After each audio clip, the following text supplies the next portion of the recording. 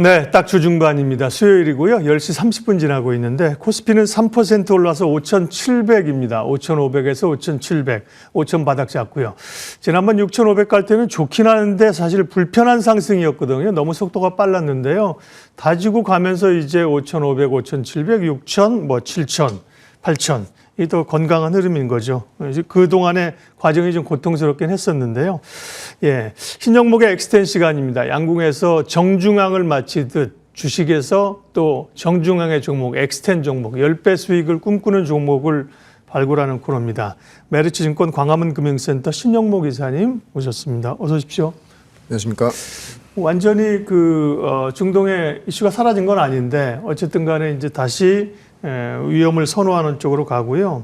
코스닥 강세, 특별히 코스닥에 이제 액티브 ETF 어제 2개가 출범했는데 상당히 수익률 격차가 달리 나타나면서 그 다음에 그 종목에 대한 얘기가 굉장히 시장의 관심사입니다. 그 부분 좀 체크해 주십시오. 네.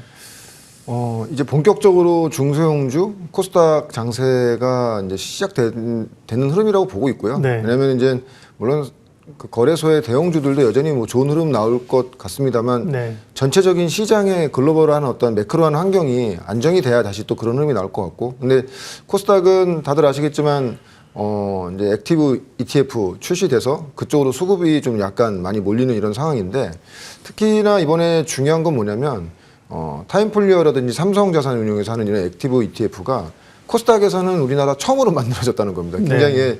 우리가 이제 ETF 굉장히 많이 하시지만 사실 액티브 ETF라는 것 자체도 생소하시지만 또 코스닥이 그게 만들어졌다는 게 굉장히 의미가 크고요. 근데 이제 약간 좀 우리가 뭐 화면 보시면 아시겠지만 타임폴리오의 코스닥 액티브는 2차 전지와 바이오 쪽에 좀 집중되어 있는 것 같고요. 약간 패시브 성격의 느낌이 맞습니다. 좀 나고. 예. 예. 삼성의 네.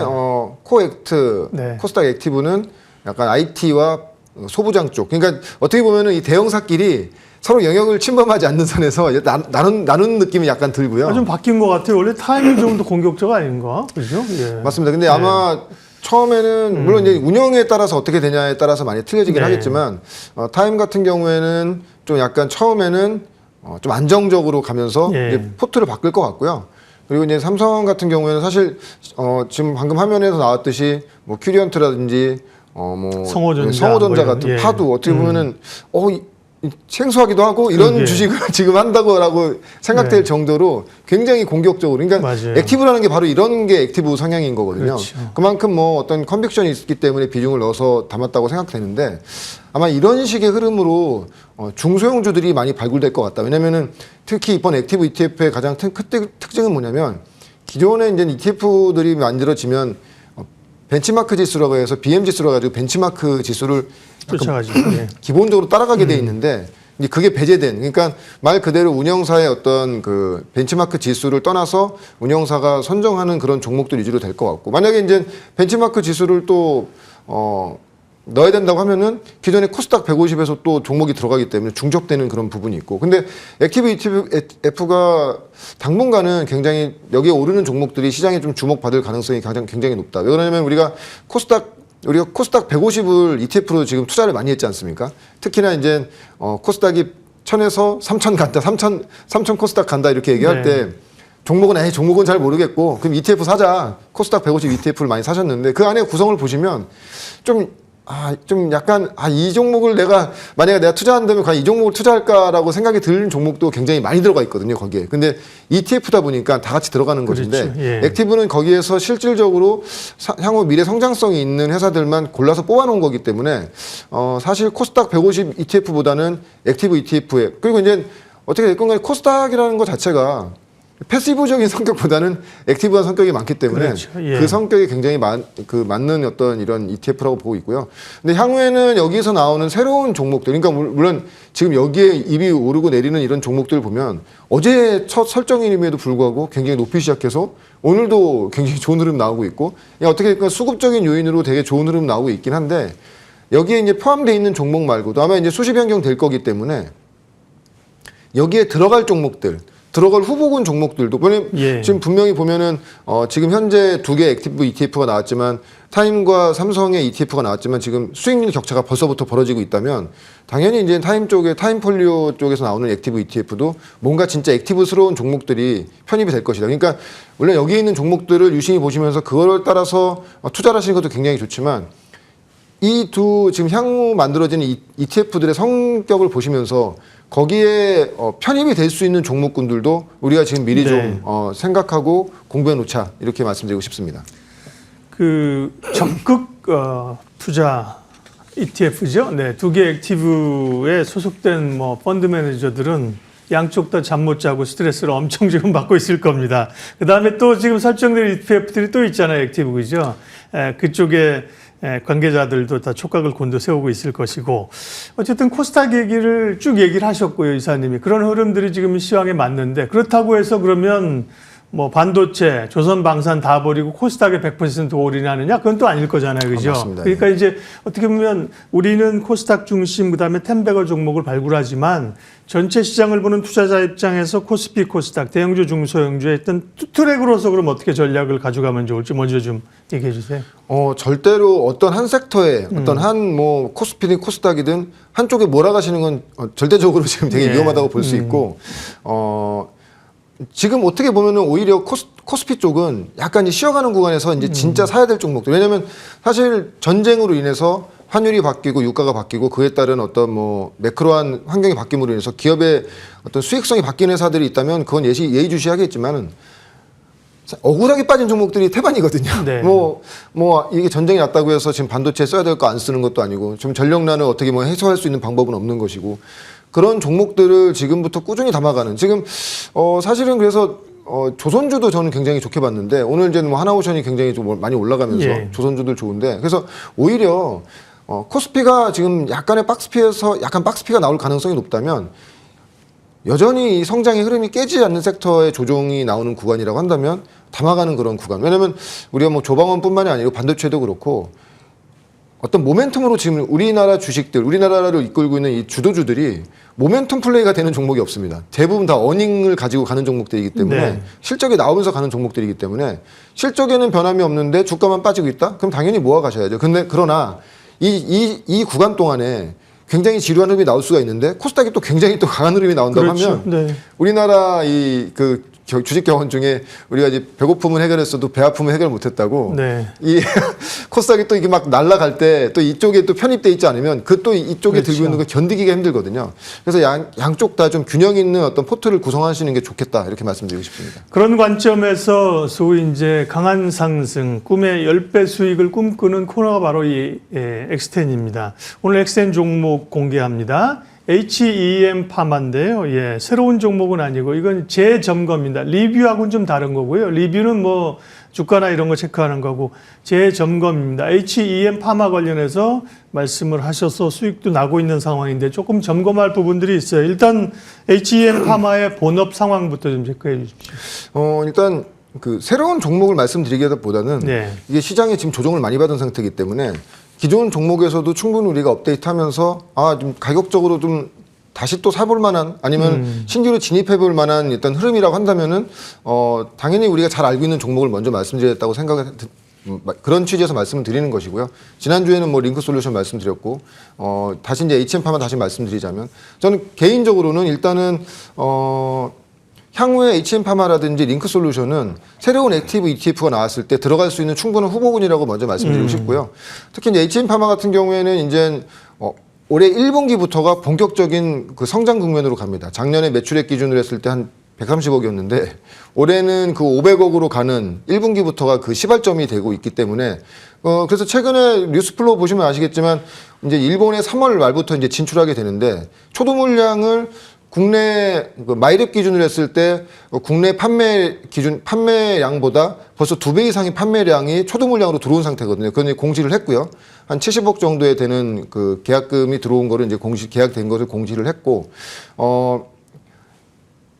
1분기와 2분기에는 그동안에 뭐 제가 종종 언급드렸던 헬스케어 디바이스인 센서봇이 아마 3월에 이제 글로벌 헬스케어 업체에 이제 파일럿 물량이 한 납품이 되는 그런 과정으로 가고 있고요. 그리고 이제 그에 따라서 하반기로 가면은 상용화에 대한 기대감, 그리고 일본 출시로 인해서 실적이 성장하는, 아마 2분기부터가 본격적인 성장으로 가고 있는 구간이기 때문에 지금 보면 그래서 주가가 한 9만 원 정도까지 갔다가 7만 원 정도까지 조정받은 상태이기 때문에 상당히 지금 좋은 구간이라고 보고 있고요. 지금 화면에 보시면 아시겠지만 이 변기에 부착을 해서 센싱, 내가 이제 변을 보면 변에서 나오는 냄새를 센싱을 해서 나의 건강 상태를 체크를 하고 그 건강 상태에 맞는 다양한 맞춤형 헬스케어 산업이 플랫폼에서 나오는 그런 구조로 가는 것입니다. 그래서 사실은 지금 이 헬스케어 디바이스 중에서 지금 이런 유형의 지금 사업 모델을 갖고 있는 회사는 HM파마가 유일하거든요. 왜냐하면 빅데이터를 갖고 있기 때문에 이런 분변이 나오는 것을 검사를 해서 맞춤형 헬스케어로 갈 수 있는 이런 그 사업 모델로 가는 것이고, 이게 지금 연구개발 단계가 아니고 이미 6년 동안 지금 개발이 끝난 상태에서 상용화가 지금 기기가 이미 다 만들어진 상태고 뭐 유통사만 잡으면 되는 이런 상용화 단계로 왔기 때문에, 이거는 근데 기존에 올해 매출이 한 500억 정도 예상되는데 그 매출액에는 들어가 있지 않은 분야입니다. 그래서 만약에 이게 하반기에 상용화 구간으로 간다고 하면은 사실은 목표가를 뭐 크게 더 업사이드로 올려야 될 정도로 예. 굉장히 중요한 사업이라고 말씀드릴 수 있겠습니다. HEM 파마, 네, 어떤 분은 햄파마라고 부릅니다. HEM 파마. 예. 그러니까 기본적으로는 이제 탑라인이라고 그러는데요. 제일 위쪽에 있는 숫자이 매출이거든요. 기본적으로 매출이 늘어나야 그 이익 구조나 이런 게 늘어나는 거라잖아요. 한 150억 매출에서 올해 500억 매출 정도를 예상을 하고 계시다고 했고요. 최근에 관련해서 조금 공시와 뉴스가 있었어요. HM파마가 세계 신설법인을 세우고 그 회사가 4개로 쪼개는 거죠. 다들 조금 화들짝 이게 뭐지? 이랬는데 맞습니다. 예. 결국 이제 이게 소위 인적 분할이 아니라 물적 분할이니까 기존 이 회사에 상장된 거에 대한 훼손은 없는 거죠. 네. 예, 그래서 예. 저도 전화를 많이 받아가지고 네. 직접 그 관계자한테 전화를 예. 해봤습니다. 사실은 이게 지금 물적 분할이라는 게 네. 우리가 지금 이 시장 분위기에 완전 너무 맞지 않는 그 내용이거든요. 왜냐하면 지금 대기업들도 그동안에 아시겠지만 그렇죠. 물적 분할, 인적 분할해서 자회사 또 상장하고 이 가장 어떻게 보면은 그 민감한 부분인데 예. 사실 중견기업, 대기업도 지금 이런 물적 분할을 못하는 와중에 이렇게 조그만 회사가 물적 분할을 한 이유에 대해서 이제 물어봤고요. 근데 결론적으로는 사실은 지금 너무 사업이 잘 되고 있다는 반증으로 보시면 될 것 같습니다. 왜냐하면 다들 아시겠지만 HM파마의 대부분의 매출이 아메이향으로 나오는데 네. 지금 서두에 말씀드린 센서봇이라든지 향후에 나오는 어떤 스킨 마이크로바이옴이라든지 다양한 산업, 플랫폼에서 다양한 산업이 이제 커질 건데 그게 이제 혼재되어 있는 것이 굉장히 좀 오히려 사업 구조가 좋지 않을 수 있다. 맞습니다. 예, 심플하게 간다. 맞습니다. 아메이에서 보기에도 자꾸 우리가 아니고 우리의 일에 집중하는 것이 아니고 다른 일을 하는 것 같기도 하고 또 다른 일이 커짐으로 인해서 또 그러면 아메이는 어떻게 되는 건데 자꾸 이제 의구심이 생기니까 예. 아메이와 비아메이 사업부를 나눈 것이라고 보면 될 것 같고요. 그래서 그 공시 내용 보시면 아시겠지만 뭐 5년 내로 5년 내로 자회사 상장 안 한다고 하는데 제가 이제 관계자분이랑 통화한 내용으로는 뭐 상장을 위해서 뭐 그런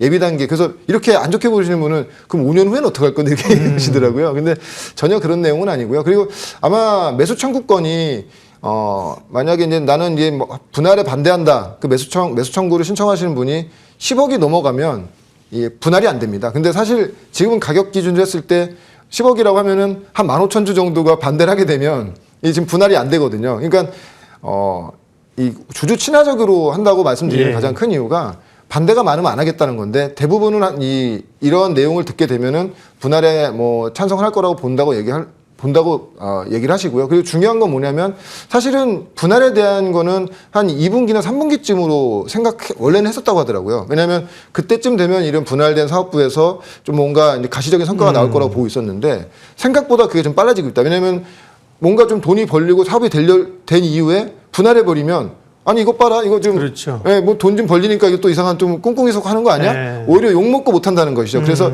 지금 아예 이렇게 매출과 영업이익이 안 나온 이 상태에서 분할을 해놓고 향후에 성장하는 사업부는 뭐 아메이는 아메이대로 성장이 되고 비아메이 부분은 비아메이대로 성장이 되면서 네. 어떻게 보면 매출과 영업이익이 같이 골고루 성장하는 모습을 보여주면 그것이 주주들에게는 더 좋은 흐름이다 이렇게 얘기를 하셨습니다. HEM파마 네, 업데이트하고 있습니다. 가격 전략 알려주십시오. 예, 여전히 뭐 지난번 가격대 10만 원에서 12만 원까지 올려드리긴 했는데 12만 원 정도 가격대까지라고 해도 충분히 타당한 가격대라고 보고 있습니다. 왜냐하면 올해 매출이 500억에 이제 흑자 전환이 될 거고 내년에는 보수적으로 한 900억에서 1000억 정도의 영업이익이 한 300억 정도, 보수적으로 300억 정도로 보거든요. 그러면 30배 정도로 준다고 하면은 충분히 뭐 목표가 12만 원 이상까지도 가능한 수준이라고 보고 있고요. 그래서 지금 일단 뭐 내년은 내년 일이고 1차적으로 올해 진행된 이런 사업들 그리고 이제 1, 2분기에 진행된 이런 사업들을 본다고 하면은 충분히 12만 원까지의 목표가는 타당하다고 보고 있고요. 그래서 향후에